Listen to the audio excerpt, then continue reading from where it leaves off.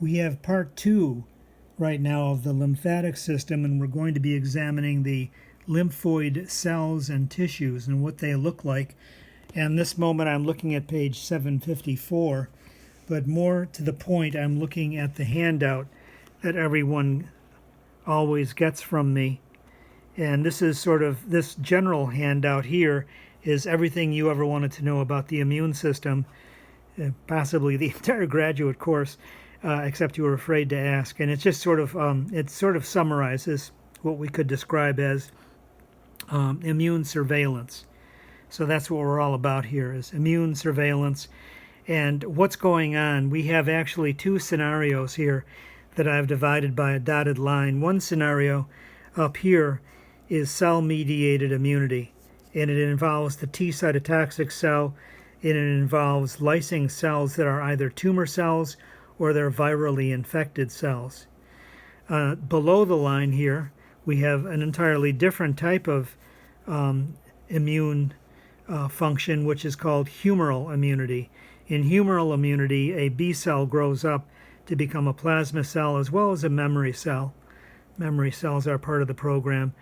And we're producing, how shall I say, a cascade here of immunoglobulins or antibodies, beginning with IgM and IgG.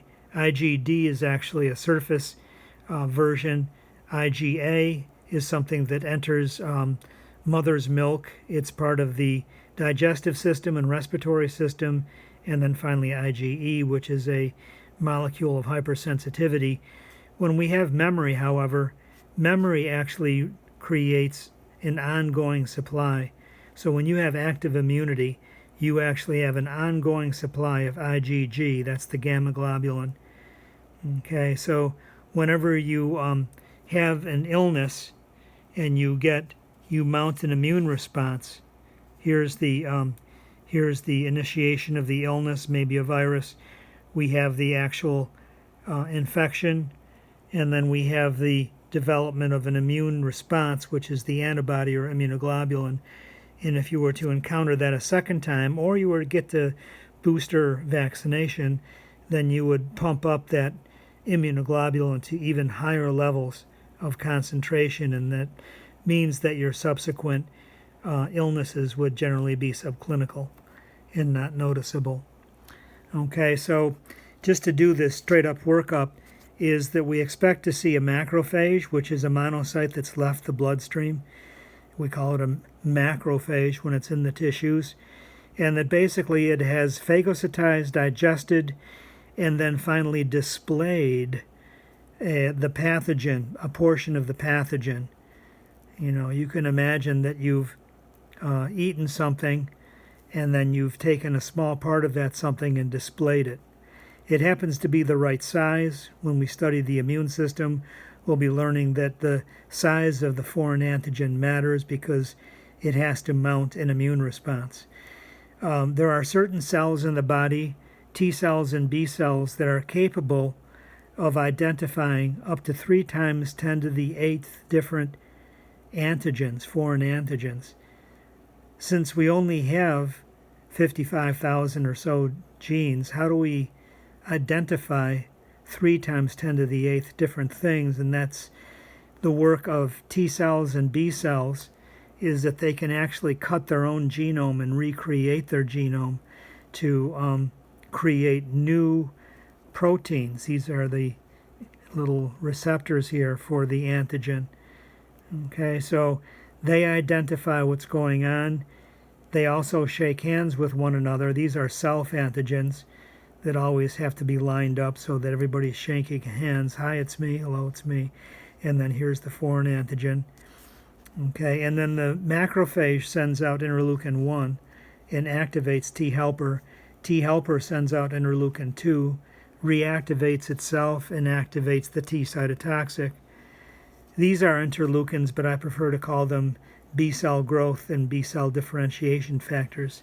That's the old-fashioned name for them, but I think it's more descriptive. The B-cell grows up. It gets activated here because of this connection, and then it grows up, and it becomes a plasma cell and produces antibodies. And it has memory. So that's what we need to know from that. Okay, and then we can begin to look at the tissue and organize our minds. So here's a lymph node now, just the way you like a lymph node. Okay, we have the incoming, what's referred to as afferent vessels right here. Afferent is AFF. Let's take a look here at the nomenclature. AFF, I always think A is for at. It's going at. So it's going to be percolating lymph fluid through this whole mechanism here. Over here we have B cells and T cells. Actually, the B cells are in the middle. The T cells are at the edges out here, and we're going to percolate it through. There's going to be the occasional macrophage, which is presenting the foreign antigen in there. Okay, so and then we're going to be exiting here, exiting EFF, efferent vessels. Okay, efferent lymphatics, and so E for exit. Remember, A was for at.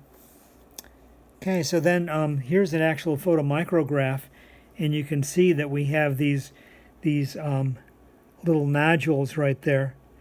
And the idea of these little units, just the way you like them, is that these are surrounded by T cells, and then a B cell actually had a clonal expansion because it found it got activated and made a plasma cell and made lots of antibodies or immunoglobulins.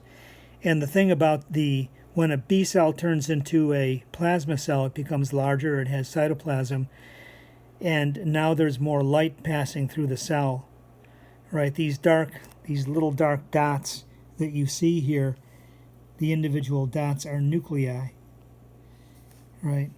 What you're not seeing, what's sort of translucent, is the cytoplasm, right? The cytoplasm doesn't stain. Okay, so that means that, here we have an activated center right here. And in fact, those activated centers have names. They're called germinal centers. When you see a germinal center, a clearing in the middle of a nodule like this, that means that, an immune response has happened.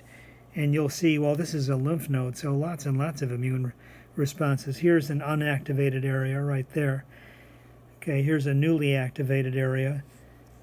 Okay, so you can sort of see what's going on and estimate. Once you get used to looking at these day in and day out, of course, then it all becomes completely obvious to you, to the most casual observer. Alrighty then. So that's the lymph nodes that are common throughout the body. Here's a gentleman who is demonstrating areas that we need to look at. We need to look at tonsils, and there's 4 sets of tonsils. Here's an area that doesn't have lymphoid tissue, but it is important. It's the thymus gland, and it produces a hormone that activates T cells. Whether it's a T helper or a T cytotoxic cell, it needs to be activated by a special hormone made by this tissue. This tissue only exists from birth until about puberty, and then it declines. So this gentleman obviously is demonstrating something impossible for an adult to demonstrate, but nevertheless, it's there for the purpose of just the teaching. We have our spleen. The spleen also is an area that has lots of lymphoid tissue, and then we have special lymphoid tissues throughout the intestines, especially in the distal part of the small intestine called Peyer's patches. And then we also have the appendix over here at the very beginning of the large intestine.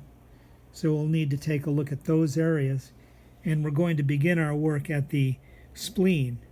And the spleen has certain areas that you can see. Again, they look just like what we've been looking at,